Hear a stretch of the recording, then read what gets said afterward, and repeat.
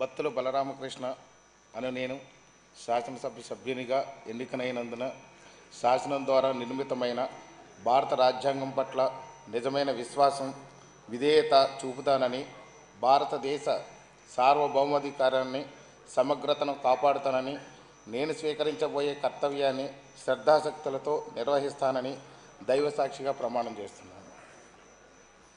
శాసనసభ సభ్యుడిగా ఎన్నికైన బత్తుల బలరామకృష్ణ అను నేను సభ నియమాలను కట్టుబడి ఉంటానని, వాటిని అనుసరిస్తానని, సభా మర్యాదలు పాటిస్తానని, సాంప్రదాయాలను గౌరవిస్తానని దైవసాక్షిగా ప్రమాణం చేస్తున్నాను.